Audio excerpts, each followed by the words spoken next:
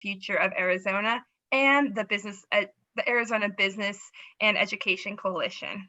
As a reminder, we ask you that you please keep your cameras on for the duration of the session and ensure your microphone is on mute if you are not speaking. Today's session is hosted by Mike Hernandez with IBM, and he will be leading a discussion on career pathways and technical and employability skills needed in the industry.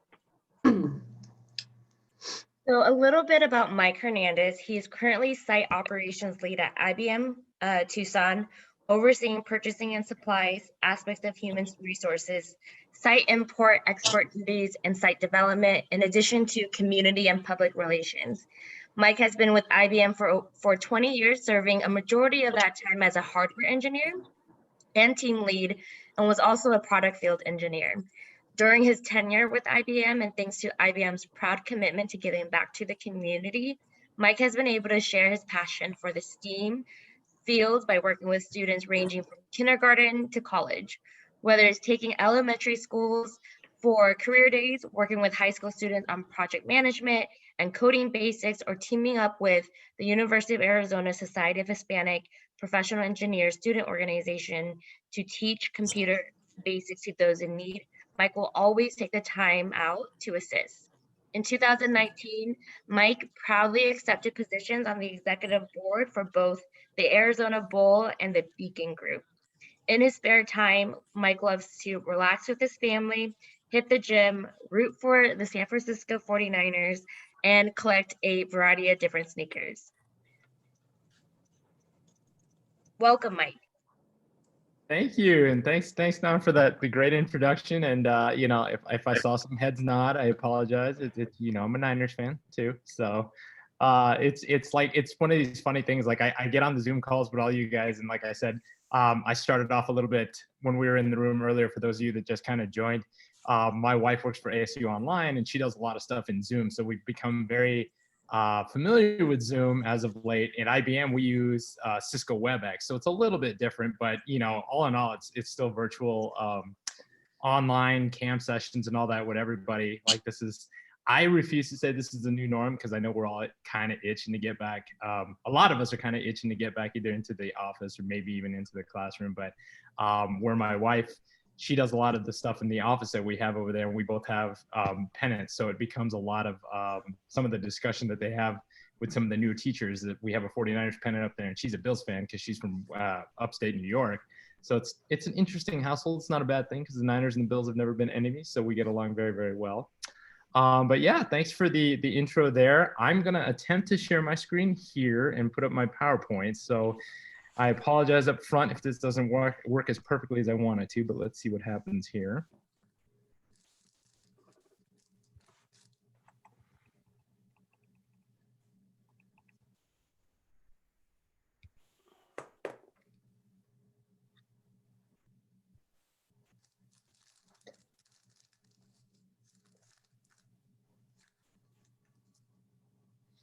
All right, and it might not work just as well as I want, because if I actually hit the presentation, I think I lose the vision of all of you. So let me try, just out of curiosity, to see what happens. And if I lose the camera views, I'll just skip the presentation mode, and you guys can kind of ignore the slides on the side and just go by what we've got. But let's see. Oh, no, perfect, it did work. Awesome. All right, so. Good afternoon, everybody. Once again, I am Mike Hernandez. As Nana mentioned, I have been at IBM and IBM Tucson here for 20 years. It feels crazy to feel that I've been here for 20 years. I just hit 20 years in May. I grew up a bit of an Air Force brat, so traveled around a lot. I was actually born in Biloxi, Mississippi. My dad was in the U.S. Air Force, so from Mississippi, I don't remember much of that. From Mississippi, we moved to Okinawa, and then from Okinawa, I moved to Phoenix, and then down to Tucson. So I pretty much call Tucson, I say Tucson is my home. I say I'm from Tucson. Sadly, some of the two schools that I went to for elementary school and middle school are now closed down, but they were Lyons Elementary and Carson Junior High. And then I graduated from Santa Rita High School, and I wound up going to Northern Arizona University from there. Graduated with my degree in computer information systems, and then was lucky enough to basically just get an interview there with the IBM recruiters that were there. And maybe I can go into that a little bit more when I get to that slide. But interviewed, did well, got my job here, and have been basically bleeding blue ever since for the last 20 years. So that is a little bit about me and myself. That's my family down there, my wife and my 7-year-old daughter. And we were able to go to San Francisco last year for a game. So that was a blast. And we were kind of hoping to go back this year, but with everything that's hit, doesn't look like obviously that's probably going to happen. So we shall see. Maybe in a year or two we can go back. So I kind of want to play a quick game with everybody, and I apologize now because I might not be able to see everybody's hands, but it does say put your hand up in the chat, but feel free to just go ahead and speak if you have any answers. What does that brand right there mean to you? And I'm not going to ask, I don't even mind. I'll go ahead and say if anybody knows first and foremost what IBM stands for. And feel free to just shout it out because I can't, I only have a limited amount of camera or of screens that I can see. So. Computers. International Business Machine. Yes, sweet. Somebody got it. Excellent. Thank you. What I win? A big smile and a congratulatory awesome from me. Maybe at some point, if we can all get together, you know, moving forward down, once everything clears out, I can have some swag that I can give to everybody, or I can work with the team here to send some stuff out. Once I can get access to my site to actually grab some of my stuff. But yes, thank you.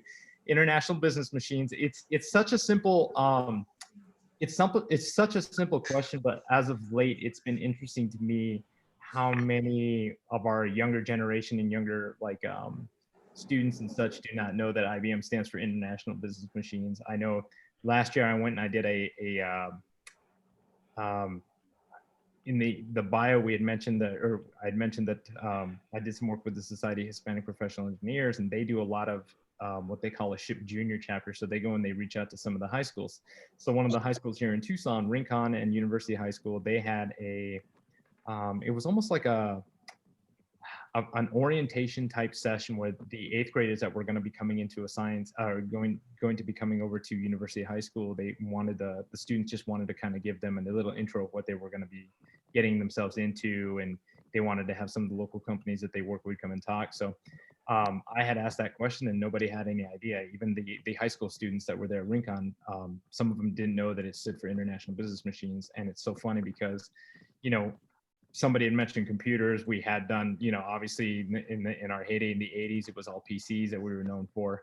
But we did, you know, for almost 100 years, we were involved in almost everything, including meat grinders. And the funny thing was I pointed to the clock, and the clock was an IBM clock. And they had never noticed that the clock in their cafeteria was an IBM clock until I showed it to them. So now I don't think they're ever going to forget that, which is really good. But anyway, moving forward, those were good answers. I have a little video here that might kind of help out a little bit more.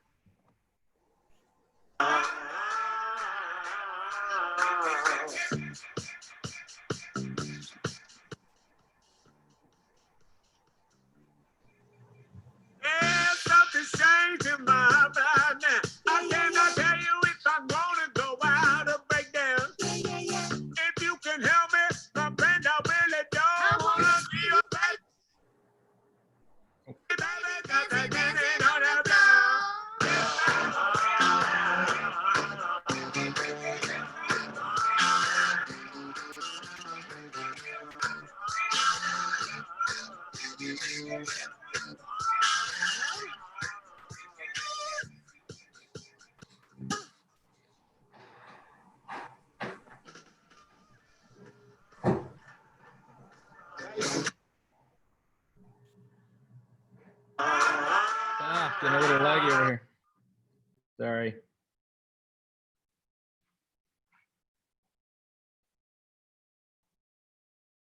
See if it'll catch up with itself here. I didn't have any issues playing it earlier, but.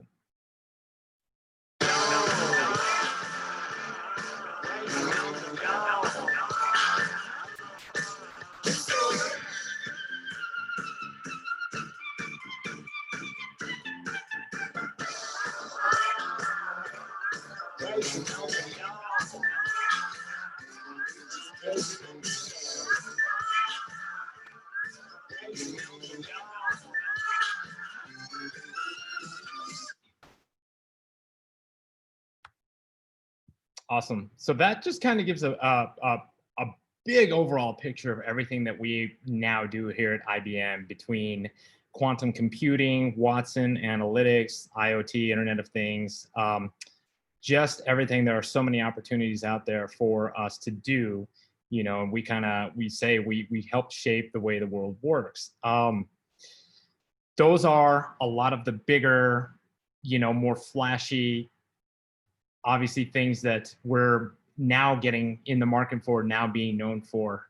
The Tucson site, let me talk a little bit about that. The Tucson site itself is a center of competency for data storage. So we do a lot here of designing and developing of some of the brains that go behind a lot of the information and a lot of the stuff that was just presented there in that video. The site here still has north of 1,000 employees, and as you can see by the next slide, we have over 350,000 IBMers in 170 countries worldwide. I've gotten, over the years of being at IBM, I've gotten the chance to work with different countries, many different IBMers, from Hungary to Mexico to China to Japan. It's a global thing. Being here. But going back to what we do at the Tucson site, yeah, it's a center of competency. So we design, develop, and architect and test a lot of the data storage and enterprise storage that many of you probably don't realize that you come into contact with, or have businesses that you deal with on a daily basis that do a lot of work with these enterprise storage solutions that we do help come up with. Banks, hospitals, for instance, you know, your data gets to be stored somewhere. And we here at this site, we've been able to design and architect a lot of the information, or a lot of the hardware and the software and such that goes into that. So I'm very proud of that. So we would always say that IBM's best invention is the IBMer itself, or myself, whatever. That's one of the biggest things we always say is our biggest asset to everybody is our IBMers themselves. As it says, we're not only tech people, we're creators, researchers, communicators, builders, professionals that reinvent daily life. And we try our best to just, you know, improve what we can of the world, and, you know, work with everybody and kind of just help out where we can. So IBMers are guided by our shared values. We value dedication to every client's success, innovation that matters for our company and for the world, and trust and personal responsibility in all relationships. So it's one thing we want to make sure is that, you know, as we're working with our clients, we want to make sure that they know that I think it pointed out in the video, that their data is secure, and that, you know, everything we do, you know, we follow a strict business code of conduct guidelines and such there at work. And, you know, we just want to make sure that everybody's successful. And in turn, the company wants to make sure that we're successful as individuals and as employees and such. So why did I join IBM? Now this kind of goes into the story that I had started with. I graduated from Northern Arizona University, like I had mentioned. I originally went up to NAU to pursue a degree in exercise science. And this is one thing that I do like to tell to students and to teachers, just to share. I went up there particularly to get a degree in exercise science. After about my second year in chemistry 152, I believe, I think I had gotten a B in chemistry 152, and I went and talked to my career counselor, guidance counselor up there at school. And she had mentioned that if I was interested in still pursuing a degree in exercise science and then moving forward towards physical therapy, I might need to look at another school to do that. Might need to get into something else, because the physical therapy program at NAU was so competitive that 1B might have just basically put my chances out for getting into the NAU school. So I was a little discouraged, and I was a little, a bit distraught with that. And I had just formed a friendship with someone who became my roommate the next year. And he had asked me if I had looked into computers. And I graduated from Santa Rita in 1995, and this was around 1997. So basically, most students were still building their own PCs. The internet was still, I'm not going to say it was new, but it was pretty new to the campus. most students did not have any kind of any kind of internet. We still had dial-ups and modems and you know, the dial tone. It's funny to talk to students about that too, because they have no idea. Like my 7-year-old has no idea what I'm talking about when I talk about that. So I kind of looked into it and I really liked what it was.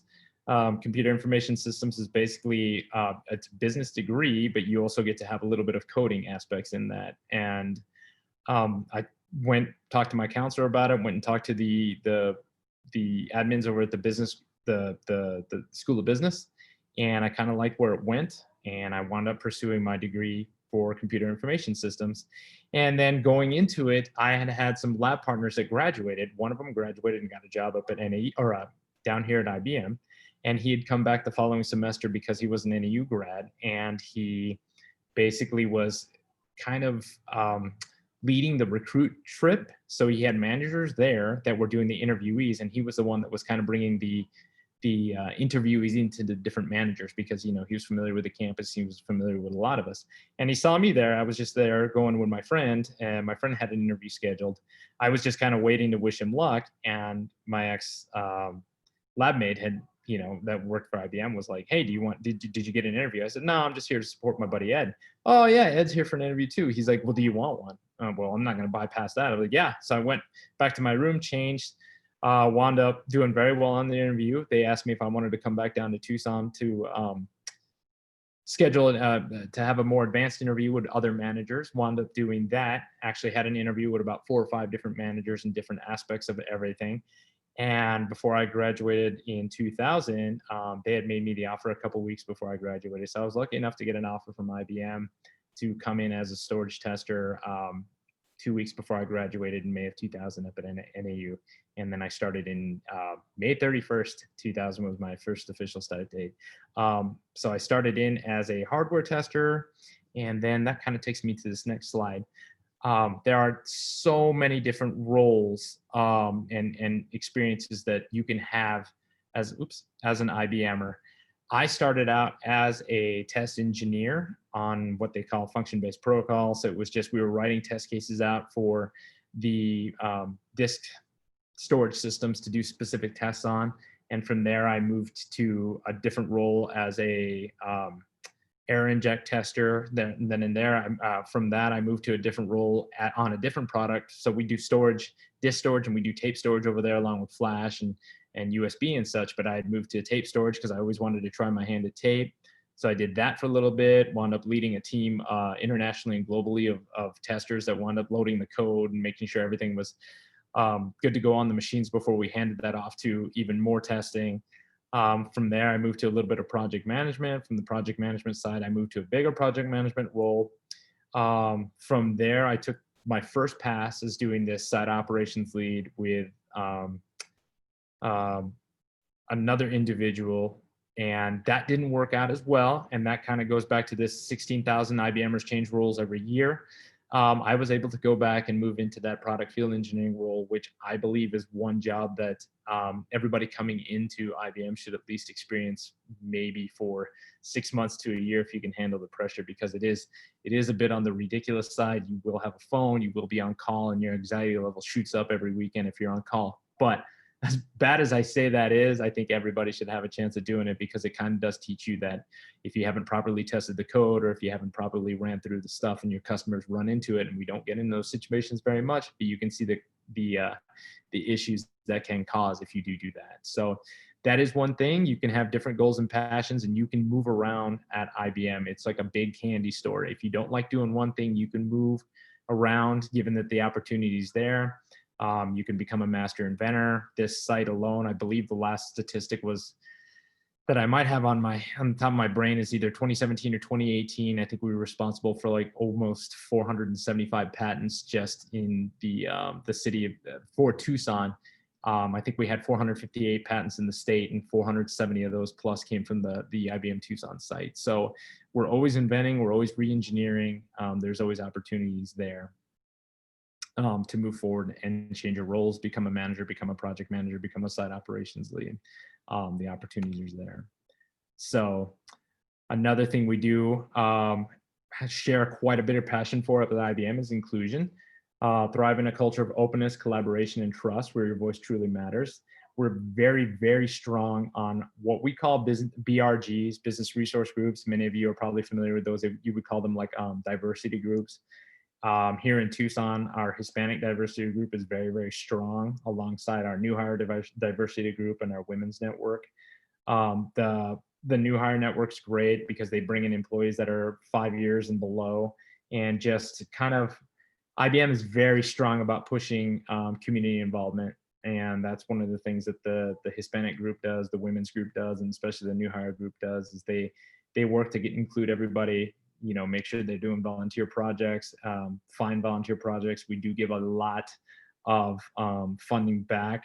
And that's one thing, as we become volunteers in different organizations, like we had mentioned that I did a lot of, the Hispanic group did a lot of stuff with Society of Hispanic Professional Engineers. We've been able to get them IBM grants for upwards to like $2,000 a year just to help them out with some of their projects and all that. And it all just, IBM rewards its employees for being good volunteers, and being that I'm on the board of a couple different organizations here in town, I'm able to donate some of my hours, not just to that organization, but I can give back to them as well, from IBM, because as I'm doing some of the work through that time, that's my own time that I'm doing some of that stuff. But IBM recognizes that you are, not just working as an IBMer, but you're also giving back to the community, and they will help you out with that and help do quite a bit of things to help you out with that. So very proud of that aspect. IBM is very big on giving back, and they encourage you to go out there and find volunteer opportunities to do things. It's been a little bit different, obviously, in the environment that we're in this year. We're usually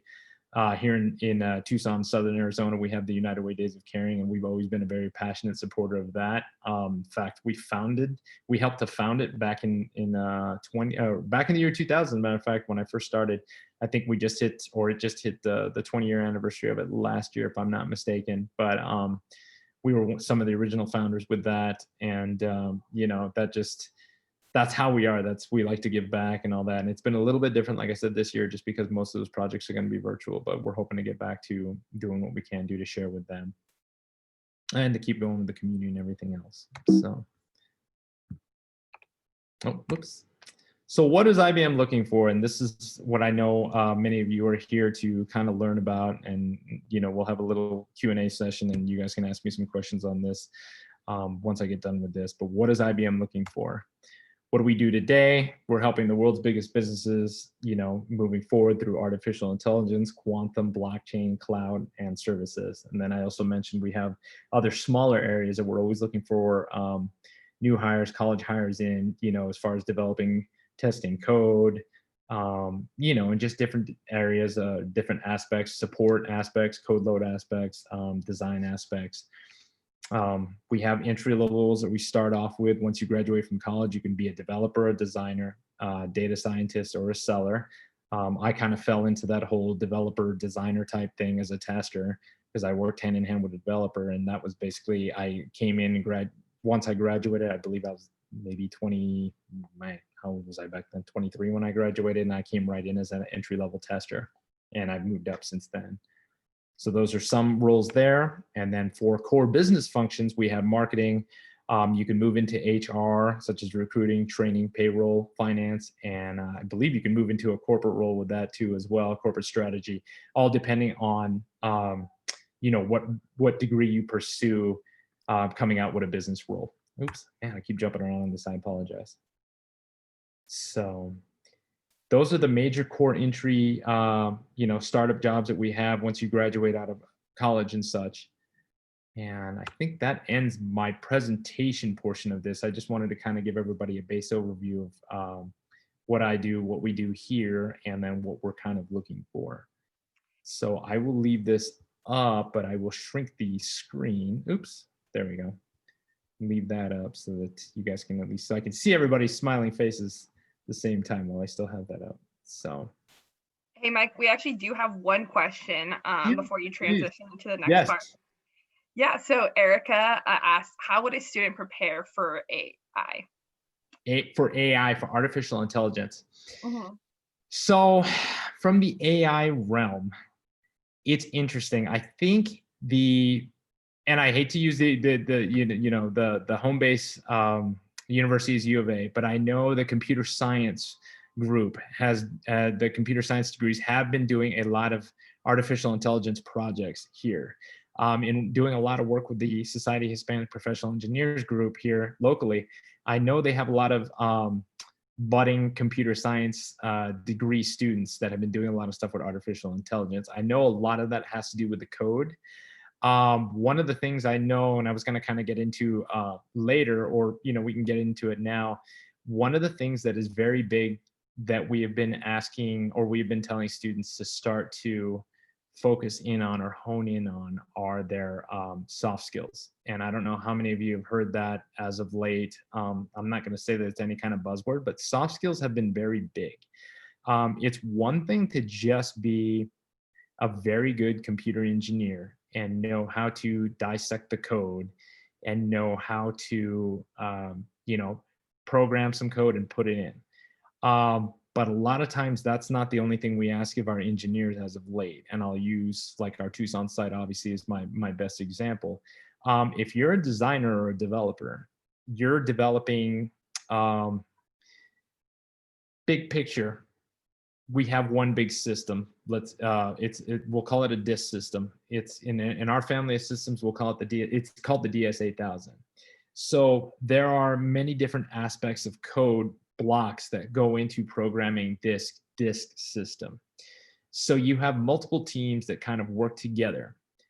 And in a team, you are responsible for a certain block of code. All the teams get together, meet with the project management, and they all kind of like puzzles, they fit the code together. They package that up on one, it used to be a disk, but now it's a downloadable, basically code package, like for everybody that's, got a cell phone. If you have like an Android or an Apple update, it's a giant code package that they're putting on your phone, basically. So we do the same thing. We update the machines on that. If something were to happen, let's say something gets out of test, we call that a test escape. And your product has already gone out there in the field and we wind up having a test escape. You can see based off the code where the error has hit. And that's going to trace back to which development team was responsible for that code. And that may actually drop all the way down to which developer was responsible for that code. And this is where the soft skills come in. They will ask you, and it's not a punishment by any means, but I think, given that you're the one that developed the code, they may ask you to get on the line, with the customer in the middle of a customer call and kind of explain what's going on.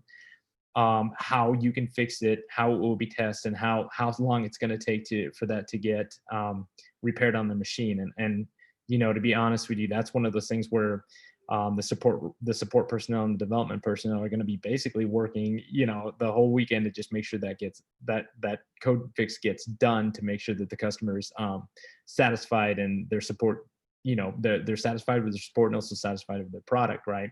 So I kind of touched upon two things there. There are some soft skills because you have to know how to talk to those customers. You have to know how to work with people. If you're getting into almost a security role aspect, AI type aspect, you need to kind of act as if you are human, right? If you're a security person, let's just say you're trained to be a corporate hacker, a professional corporate hacker, but somebody that's hired by the company to make sure your code is hacker proof. You kind of have to kind of go in there and act as if you've got to use those soft skills and kind of attack people or attack people's code the way you would expect somebody to kind of go in there nonchalantly and think of a movie where you're going in there as in disguise, right? So you're going to go in there in disguise and you're going to kind of break into this person's stuff and see if you can do it or not. And that's where the soft skills come in handy.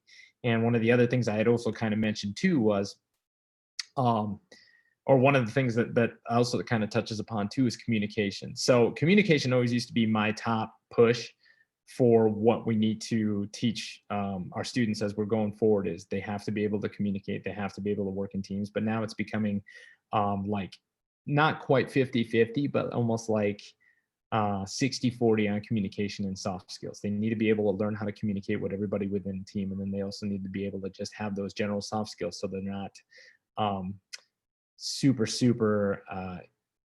introverted, let's say, and I hate to kind of single out some of my IBM engineers, but we do have those typical IBM engineers that are very, very introverted.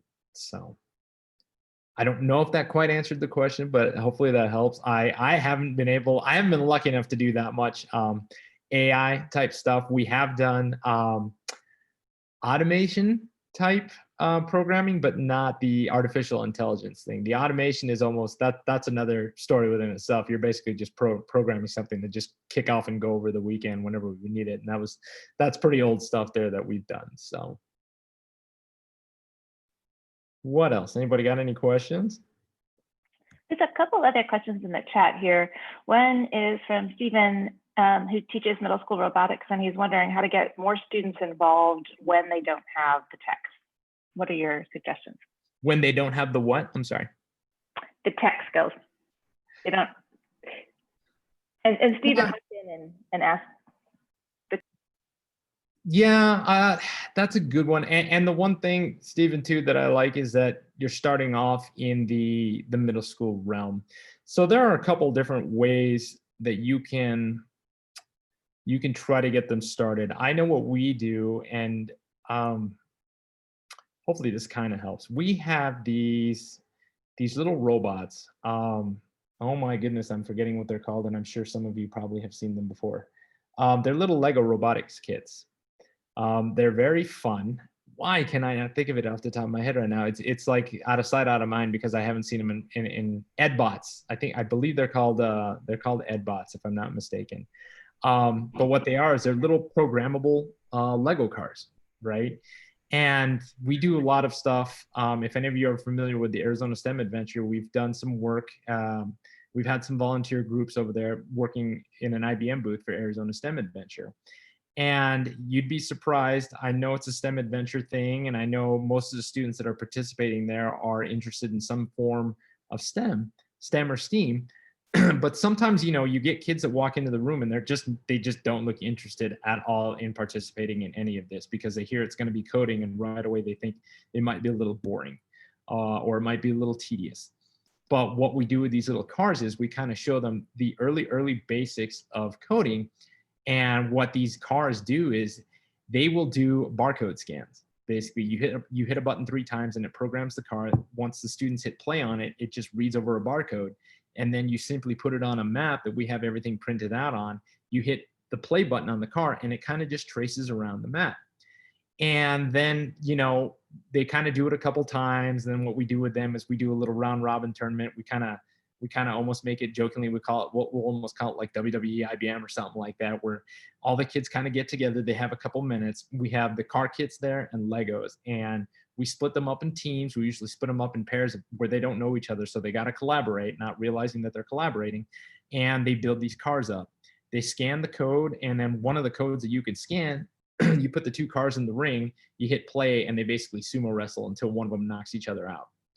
And it gets really fun. It gets really competitive. But what the students don't realize until we kind of break it down in a final lessons learned thing is they've actually just coded. They've actually just done the very first steps of programming. As simplistic as it is, they've coded that whole car to do what they wanted it to do. They wanted it to beat up the other car via the sumo wrestling app, or via the sumo wrestling program. So they went ahead and programmed it, not knowing. It's the most simplistic form of programming, but they've done it. And then what we'll do from there is we'll kind of show them the toolkit that comes along with these cars is amazing, because it takes you out there and you can break down 3 different ways of programming. And what we do is we show them the different forms. One is object oriented, one is like the bar scan, and then the very last one you'll show them is the full coding scale of everything that went into programming that samurai or that sumo program. And it gets really interesting because you got a lot of faces that were disinterested that have turned into super interested in wanting to learn more about how to program these cars to do a little bit more. Like the best thing I've ever seen is we did that project with like 4th grade and 3rd grade, I think, Girl Scouts, and they all turned into like wanting to beat each other really bad at the sumo thing. It was great, but then they learned how to do programming. Just basics of programming from there. And then, it kind of sparks an interest. And that's another thing too at IBM is we kind of, we really, really do like trying to get to the students while they're in the junior high phase, because a lot of times, you know, when you're in junior high, you're still trying to figure out what to do. You're a little bit nervous about getting into high school. And, you know, a lot of times by the time you're in high school, you've kind of got an idea of what you want to do. I know when I was like a sophomore or a junior, I already decided that I wanted to be a physical therapist. And my parents were pretty influential in that. And, you know, I still remember that when I told my dad I was going to get out of physical therapy and switch into computer information systems, like, he was not disappointed, but he was a little bit shocked, because I think he really wanted me to be a physical therapist. And I was kind of giving him the ins and the outs of everything, you know, and he was still not 100% sure. And then I finally had to do the last ditch was to say, well, you know, I'm making a pretty good, decent salary coming out of school. And then that kind of, you know, I hate to put that on my dad, but that kind of sold him a little bit. Oh, okay. And now ever since, like, he's been very, very just proud of everything that I've been doing and doing that stuff. So hopefully kind of answer something, but start off with something fun that they don't think they're getting some programming into. And then all of a sudden it becomes programming. And the next thing you know, like it sparks some interest. And we've done stuff even as small as peanut butter jelly programming. If any of you have ever heard of peanut butter jelly programming, that's like a riot and a blast to do with elementary school students or Girl Scout troops. Like, we've done it. And if you get the right individual that can absolutely act like the perfect robot, it's so much fun to just start peanut butter jelly programming, because they don't realize exactly, you know, like all the steps that are involved in making a peanut butter and jelly sandwich. And it's great. And that's everything that you have to do for coding. So. Thanks. There's another question here from Frank, who was kind of building off of that, the story you were just telling about moving from exercise science. But his question was like, presuming that you didn't have experience in code prior to college, when you started out as a testing engineer, were you skilled at coding, and did you learn that at the university, or was it like on-site training after college that when it all really kicked in and you learned? No, that is a perfectly awesome question, as a matter of fact. So when I was at NAU and when I had transferred over to computer information systems, the coding language that we were being taught was COBOL. And if anybody is familiar with COBOL, the main use for COBOL is to get the systems ready for Y2K. So in the year 2000, everybody was worried that the computers were going to reset and we were going to basically go off kilter, kind of almost like what 2020 has been a little bit, but that's what we were all worried about in the year 2000. So once year 2000 hit and all the systems stayed up and everything was okay, COBOL kind of went bye-bye. So everything, you know, most of the coding languages that I had learned at NAU were pretty much extinct by the time I started at IBM. So IBM, and this is, it's like I said, it's a great, perfect question, because everything that, as long as you've learned, or as long as you can learn the basics of coding, you can come in and do anything over at IBM, because we're literally almost, and most companies will do the same thing, they are almost going to retrain you in the way that they need you to do their coding for you. At IBM, we have AIX, or we had AIX and C++, which is all just basically another form of C. You're going to go in, and one of the slides I believe I had, let me see if I can grab it really quick here. I think it's this one. I don't know if you can still see my screen, but it says each IBMer spends 50 hours a year of education. So that's another push, is that we are, and I don't mean this in a bad sense, we are mandated to do 40 hours of learning a year. And you can do that in pretty much anything. If you want to learn a new code, if you want to learn basics of project management, if you want to learn basics of security, there are courses out there for us to take. So IBM will take you and will take the students as they graduate, and they're basically going to retrain them to do what we need them to do in terms of, you know, coding for our systems and such.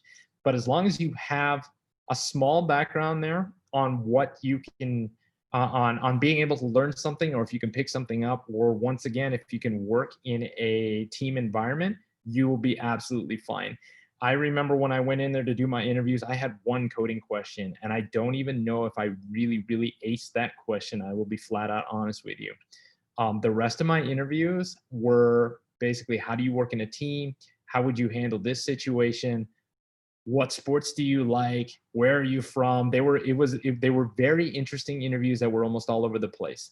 But I liked it. It was one of the things like that just made working there very, the whole thing was stressful up to the part of working there. And then when we got there, it was almost, there have been tense, you know, obviously everybody has a tense situation work where you're just going to get really high strung and busy when it comes to things. But for the most part, you know, you come in at your own hours, you kind of get off at your own hours as well. As long as you're putting in the work, everything's fine. And you're going to learn how to do things. Like I will still completely tell you all that I am not the best developer coder in the world. I can test something though, like there's no tomorrow, because that's what became my specialty.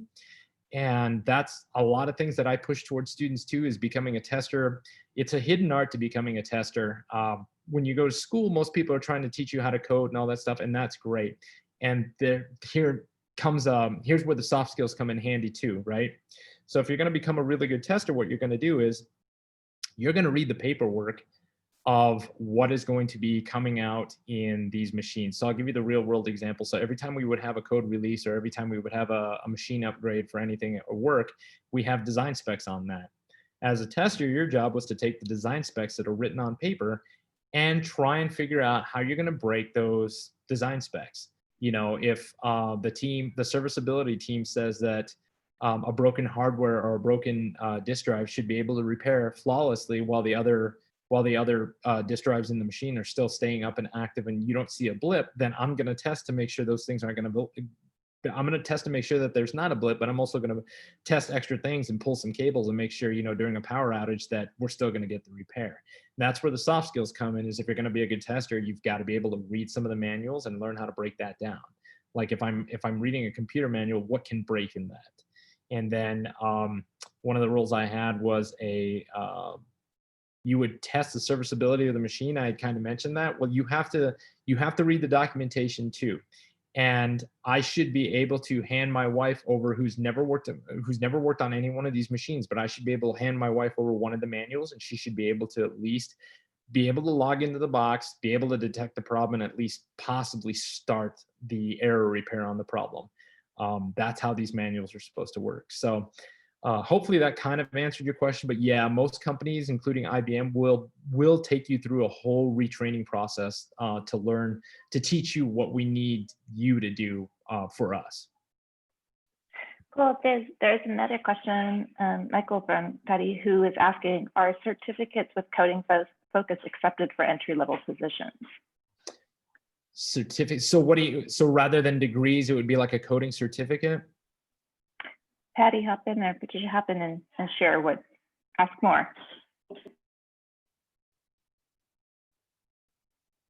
I'm trying to see if I can get to the chat too, by the way.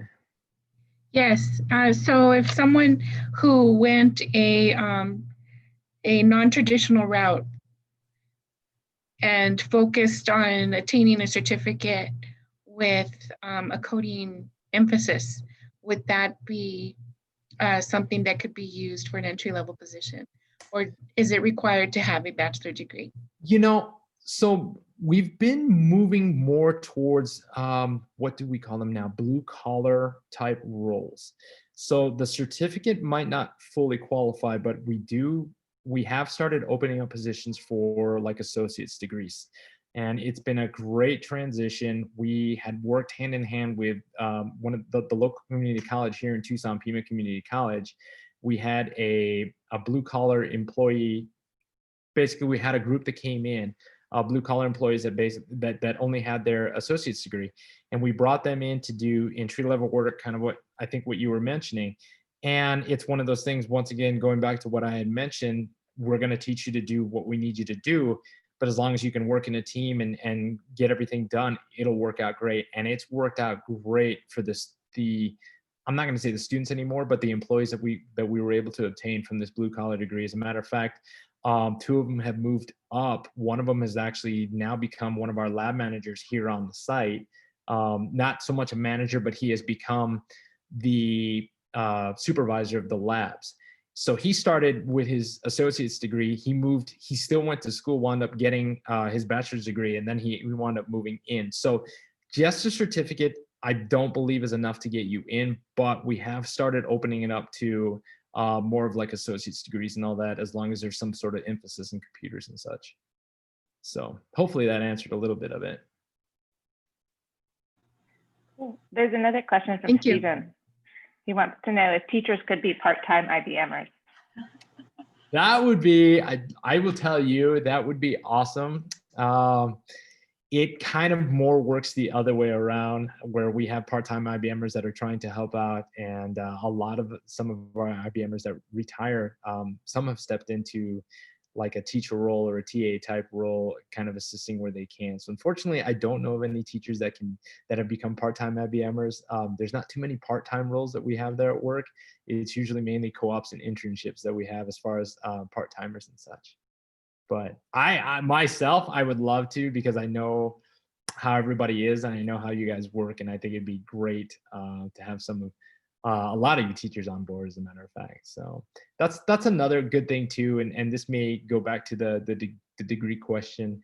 One of the things that discouraged me when I was looking around for applying for jobs when I was getting ready to graduate, one of the things that I had been discouraged with is there are a lot of companies that primarily only look for computer science degrees, electrical engineering degrees, mechanical engineering degrees, but a lot of the engineering aspect degrees and or computer science type aspect degrees, IBM is open to everything. So yes, we're looking for computer engineers, we're looking for mechanical engineers, we're looking for hardware engineers, computer software, but we're also in the market for mathematicians,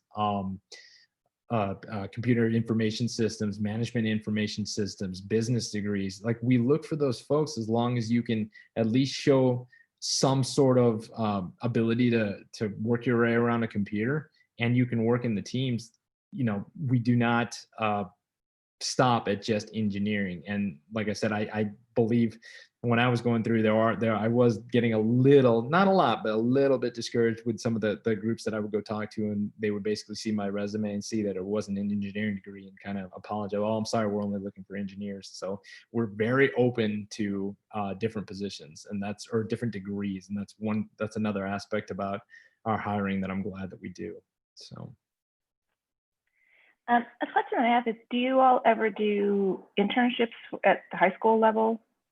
So we don't do many internships at all at the high school level. And the main reason that we don't do the internship is at the high school level is because of the confidentiality of the information that we have that's being passed around through some of the meetings that a lot of our co-ops and interns have to go through. So for the most part, our co-ops and internship programs begin at sophomore years in college. Mainly that's kind of an HR thing, and a lot of it has to do with the confidentiality and the NDS, the non-disclosure agreements that we have with a lot of our customers and our code and such, that it has to be a full-time co-op or internship before they can be allowed to come on and such. Michael, sorry, I'm already nicknaming you. Oh, Mike is good. That's not fair. I only get called Michael if I'm in trouble, so you're okay. So I also went to NAU, so that's great. And I work for FEMA Community College, also really neat. Yay. And I have a question, because I'm working with a lot of students who are going back to school, and they're interested in technology and they really want to be better, but I guess they feel a little bit, and I'm paraphrasing here, but they feel like maybe it's too late, or they're intimidated by how much they feel like they've missed. And I guess I was just curious, what advice would you have for somebody? Like, what conversations do you have with folks who are maybe not, middle school or elementary school prodigies in technology, and who didn't start hacking in their basement when they were 7? Just kind of get out there and see what's there. And I can kind of relate to that. Obviously, I'm in the technology realm of my job as well, but things are changing so fast and so quick. I wind up relying on some of my closest coworkers that are, of the millennial age, and I pick on them because, like, one of the things Case in point is my work laptop is a Mac. I have never touched a Mac until about 2 years ago. I had no idea what to do with it. We had been on Lenovo's because IBM had owned Lenovo for the longest time. So all of our first laptops were Lenovo's. And talk about just culture shock going into the Mac and changing everything else. I can kind of relate, you know, in a small sort of way to what they're going through, because there's a whole bunch of just coming back and learning how to do things. But I think that's where like the soft skills kind of come in too, right? Because if you've got, I'm going to say this nicely, right? I will call myself experienced. I'm in my 40s, so let's just say I'm seasoned or experienced, right? Now, I'm not quite the old guy yet, but I've got some seasoning or experience behind me. You can be taught, and you've learned a lot. So you've seen a lot, and you've probably, you know, you can use some of the skills that you've built over time as an asset. You just need to kind of go back and learn what's out there, learn like what you want to do. Take a look, you know, talk to people like yourselves, Rachel, or all those people that you guys have at Pima Community College that can help kind of guide you as to what programs are out there that they can start getting into. And it's, you know, and it's not even about, and I hate to say this badly, I'm gonna say, teach an old dog new tricks or anything like that. Anybody can learn how to do stuff, because like I had just mentioned, if you get that degree and move forward and you get into a company, they're gonna retrain you on what they need you to do. But there is a lot of focus as of late on just how do you work with people? How do you communicate with people? Can I have you do, can I put you in this realm with this system and have you do some, you know, do some stuff? So it's kind of a tough answer, but I go out there, just research what are the hot things out there. And that presentation that I kind of went over, those are our hot topics, areas: AI, quantum, Internet of Things. Like the Internet of Things, I will be flat out honest with all of you. Going through that presentation and hearing other IBMers talk about that stuff, I have been in my wonderful little Tucson shell here at the IBM Tucson site for 20 years, you know? So the quantum and all that, that's a lot of the quantum stuff is done up on the East Coast. Like we don't do much with quantum here in the Tucson site, but I can almost talk your ears off about what kind of storage that we develop here and all the support that we do. But like support, that's another role, right? For like an individual coming into picking things back up and going. You kind of want to learn what's going on. Can you fix it? Have you been have you been a handyman? Well, okay, so take some of those take some of those handy person skills that you've got and translate that to computers now.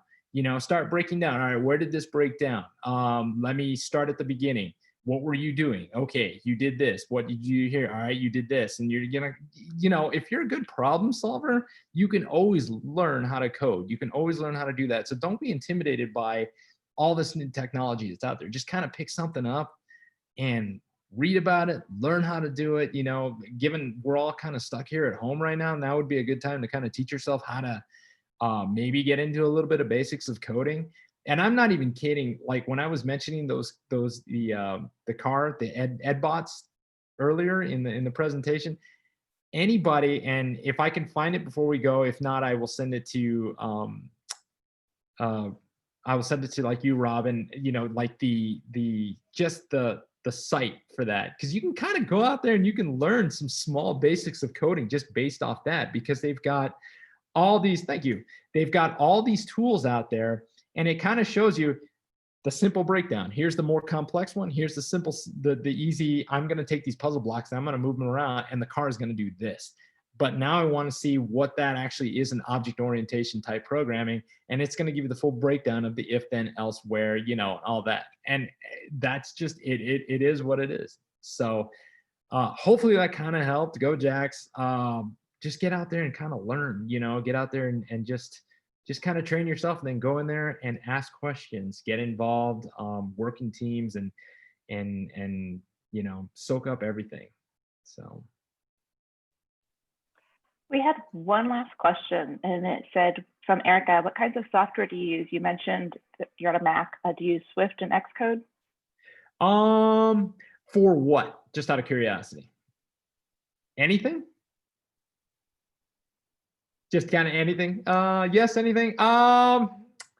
Let me see. So IBM has a ton of their own proprietary software that we use. We have, let me think about what we were using. C and AIX and Linux, I think, are the biggest ones that, if I can recall, we've used the most, or that I've used the most in my background. Developers now that I know use a lot of Java. And I can just throw out a whole bunch of different other programs that I've been working on. So I've moved out of the more technical realm, and I've moved into the more program management, project management realm. And one of the things that I've been working and developing on is, has anybody ever, just nod your head, has anybody ever heard of like Tribe, the Tribe apps? Tribe. So I've been working, designing and developing like a Tribe app for the whole Hispanics at IBM organization that we have. So here in North America alone, we have approximately close to 4,000 Hispanics, or, you know, of the Hispanics that kind of work together in the BRG. So we've been working on better ways that we can keep everybody kind of communicating together as one, you know, not just separate groups within the country. We've been trying to get everybody to kind of come together, you know, especially since we just got off Hispanic Heritage Month. We just had our Super Bowl of Hispanic Heritage Month activities where we were doing a whole bunch of different things. And one of those things was to use the Tribe app and to develop an app so we can get all the business resource groups that are around the country, and hopefully around the globe soon, to just kind of talk and collaborate and exchange ideas and everything like that. So Tribe is one tool that I use. We use a lot of Slack. We use a lot of WebEx. Trying to think what else. These are my dailies. Lotus Notes still, Verse, what else? Big, obviously still big on Microsoft Excel. And that's actually one thing that this pandemic has taught me, like there's no tomorrow, is I'm also the pandemic lead for, yeah, Lotus Notes is sadly still around. And actually I still love Lotus Notes, would you believe? Because the Verse system that we have for the online mail, I can't get any email past 6 months, whereas in Lotus Notes, I can find my emails from like 2001. I kid you not. And let me finish this thought that I had, because now I'm looking at the chat. I can see the chat and I like this. VMs are more sandboxes for your project. So Stephen, sandboxes to me means something different, and I can kind of break it down. So I don't know if that would mean the same thing you did or you're implying, but to me, to myself, to IBM, to the developers, a sandbox is a temporary code fix that you're going to load on something to make sure that the code actually works before it actually goes out to the general, to the mainstream market. Let's just say something like that. So that to me is what a sandbox is. So I don't know if that's quite it or not. But and then I'm trying to think if there's any. Oh yeah, no. This whole pandemic, I've actually become the pandemic lead for the site. So that has been a blast. I've been taking care of everybody that has been deemed like an essential employee for the site and all that. And the tools that I've been using the most on a daily basis, literally, it's PowerPoint, Excel, all the different Excel type of spreadsheets and such, and then Slack on a daily basis, and Cisco WebEx to do all the meetings. So those are just like the general tools, but I know a lot of our developers use C, Java, AIX. AIX might be, those are some of the older programs that we use. And I'll try and think what else, but I appreciate those questions, because I'm going to go back and get a more updated list for everybody. So the next time we all meet, I have like a more updated list. So Cool. Well, thank you. We are completely out of time, but thank you, Michael, so much for your time and everything that you've shared. If you would share your PowerPoint deck with us, that's great. I can make it. We can make it available for everyone. Yeah. Oh, I was just gonna say, you can also forward it to Kim. I know you've been in contact with Kim, Mike, so, and then she can distribute it to all of us, because I'm not sure if you have Robin's email. Yeah, it's a rather large PowerPoint too. So I'll work with Kim and find out which would be the easiest way to get that distributed to everybody. And yeah, once we get that out there, it's got my LinkedIn on there, it's got my email address on there. You guys just feel free to shoot me any notes or any questions you might have, or if there's something that I didn't get to I apologize up front, but just, you know, I'm here. So send me your questions, connect with me on LinkedIn if you want, and hit me up with some questions there if need be. Hopefully it was helpful. I love talking to the teachers. I love talking to students, especially just to see what they're thinking and kind of going from there. So I appreciate all the work that all of you do. Like I said, being married to a teacher for most of almost 15, 20 plus years, Nice. I appreciate everything you guys do. So I know it's rough work. I know it can be rougher, and I know there's a lot of great rewards with it when your students, you know, do so much and you know, when they make you guys proud, because I know my wife's come home quite a few times just crying about how happy she is with some of her students. So you Well, guys thank you so much. keep it up. Appreciate it. Yep. And do you have a question? Were you going to say something, Dan? Okay. We'll stay on if anybody has questions. I just had an announcement for cohort D. Our Charles Schwab guy tomorrow, Robert is, I believe he's ill, so we're going to be going to the UA-UMA presentation. So I'll send an email tomorrow. We'll be joining up like we did today with cohort C.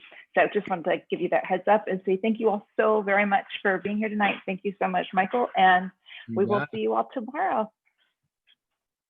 All right, So everybody. Michael, what year did you graduate? 95. Yeah, same. Yeah, I was gonna say, is that Wayne? I think that's Wayne. So cool. So Wayne and I went to high school together over Santa Rita.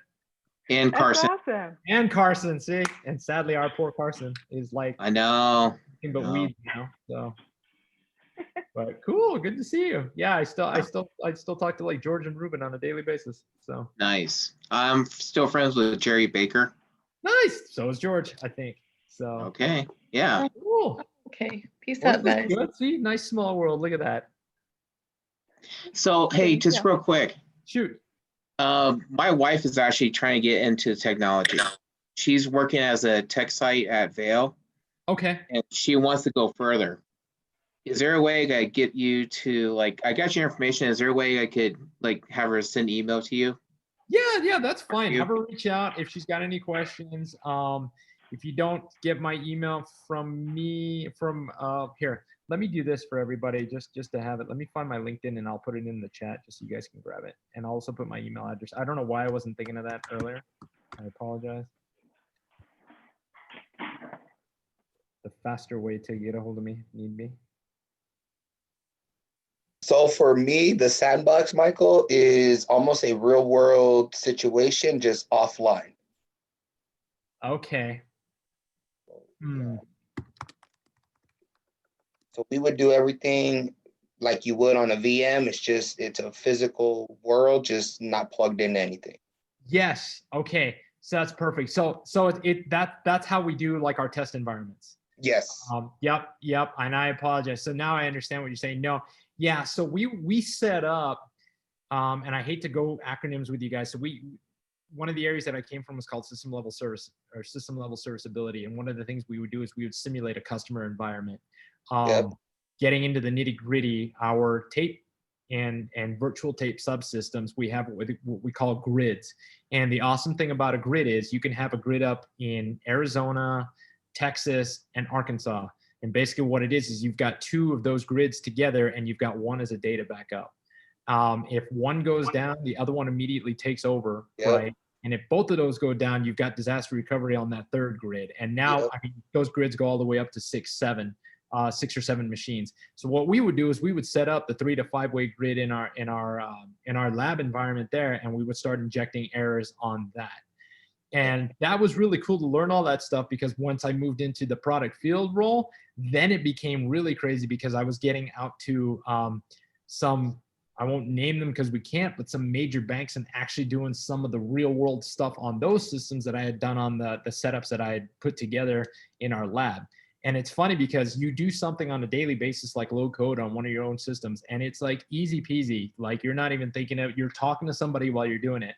And then the second you get stuck in the real world and they tell you, all right, go ahead, Mike, and take that machine offline, you're like trembling to hit that enter key, because when you hit enter, everybody's real world data is on that thing. And it's like, it's the easiest key in the world to hit, but you're just like, holy, the power that you've got behind this finger that you're about to tap down is ridiculous.